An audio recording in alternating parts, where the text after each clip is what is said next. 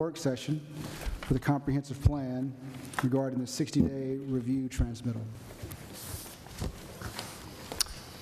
Yeah, attached to your, well, as part of your packet, you received a hard copy of the updated comprehensive plan dated November 2012, and also a list of the major issues in comprehensive plan and planning commission actions that you've taken over the last year during our policy setting workshops.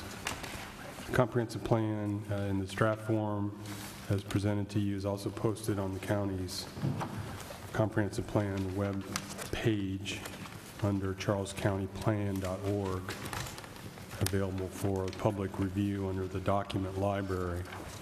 We're not taking public comments at this time, but that will come later during the public hearing and open record period on the plan. Tonight, we're going to look at the plan, and Mr. Graham, Clive Graham of Environmental Resource Management is here, who was our lead consultant on this project. He'll make a presentation, and then the Planning Commission will be asked to transmit the plan to state agencies and adjacent jurisdictions for a 60-day clearinghouse review, which is a requirement prior to holding any public hearings. I also attached a tentative schedule as you requested. Should be on your last page there. Mr. Ball, So, excuse me, the document you're referring to, is that something that was in our packet? comprehensive plan? No, I have that, but Yes. I mean the other document. Memo that was attached to your plan. Okay. With that, I'll turn it over to Mr. Graham, and he'll give you a presentation, and then we'll have discussions. Mr. Graham? Good evening, Planning Commission. So I'm going to give a short, maybe 10, 15-minute presentation about the, excuse me, the draft comprehensive plan. I guess it's being referred to as the Planning Commission preliminary draft plan that we're presenting to you. So this is the 2013 comprehensive plan preliminary draft as of November 2012. On the left side, you see the cover of the plan. What I'm going to present tonight is just the highlights of the plan, focusing on the Planning Commission's list of major issues. You probably recall you essentially took, I should say, control of the plan in February of 2012. Went through a series of work sessions through February, March, I think really going through June, July.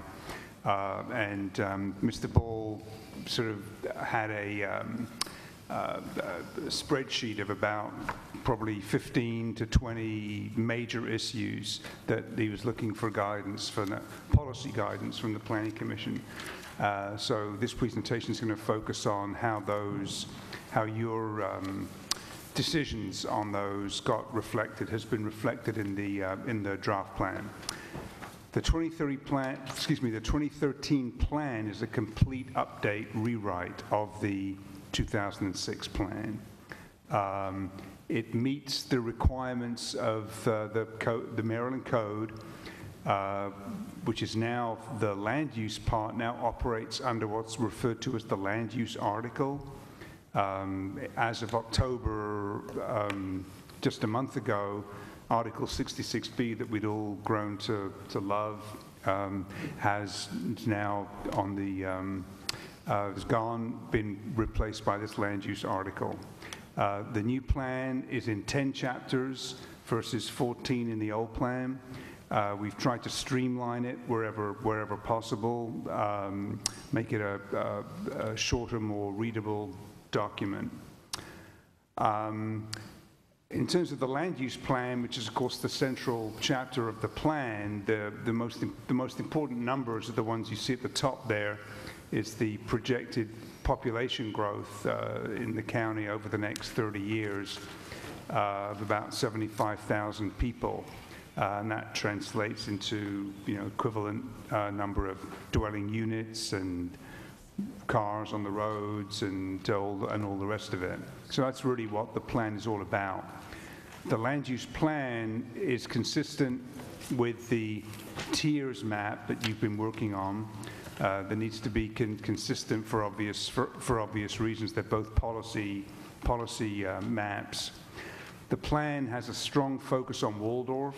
Just two examples. There's a heavy emphasis on the transit corridor. That's a designated shape, if you will, on the land use map. Has the redevelopment district centered along Old Washington Road, so there's a strong focus on Waldorf in the plan. There is a new rural residential district that replaces the former agricultural conservation district. The former rural conservation district, which was about probably a third of the rural area of the county, on the new map is now limited to the rural legacy area, which is the upper part of the Zacchaeus Swamp watershed. The deferred development district that's in the 2006 plan is retained. And the other thing you'll notice when you look at the map is that the villages look a bit different from the old plan, the 2006 plan, in that they're classified by size and by function. So here's the proposed land use map, which reflects those policies that I just discussed. And for reference, this next slide shows the tiers map. And if you flip back and forward, you'll see that there's a close correlation between the tiers map and the land use map. And again, just if we need to, if you have questions to go back, this is the existing current 2006 land use plan map. So there are similarities, obviously, between this map and this map, but there are also some quite significant differences. Moving on to some other policies and actions that are, well, recommended actions in the land use chapter, there's an important recommended policy to consider a growth rate management model to actually manage the rate at which the county grows, similar to the management tool that they use in St. Mary's County. There's a policy to consider amendments to the subdivision regulations to establish criteria for grandfathering, and the plan allows expansions of the incorporated towns boundaries subject to criteria that are in the plan. The Bryan's Road sub-area plan is supported in the plan, and there's a recommendation to update the zoning and the land development regulations to implement the plan. So that's the land use chapter.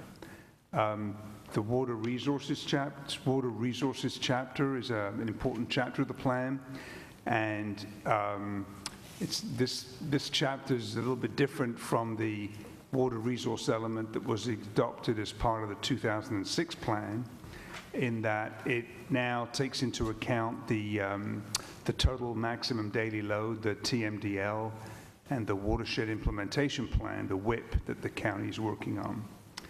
The plan, the water resource element or chapter does evaluate alternatives as required by the guidance from the Maryland Department of Planning. So it evaluates the recommended plan with the merged scenario, which was as you will recall, about a year ago, about 12 months ago, was under consideration along with two other scenarios. So it evaluates both of those. It's important that when we did the evaluation, the projected population was held constant between the two alternatives, or between the two scenarios. So when it comes to water and sewer, there are some system deficits by 2040, and they vary depending on the proposed plan or the merged scenario. We can go into detail if you have questions about that. When it comes to water quality, That's the impervious surface modeling and the forest cover. The merge scenario has less impervious surface and less forest loss compared to the plan that's being recommended. And it's important to point out in that first bullet at the top there that we did not do modeling as part of this chapter. Since the TMDL and the Watershed Implementation Plan, since those have sort of come onto the, how can I put it, these are important policies that need to be addressed. Through the county, we corresponded with the Maryland Department of the Environment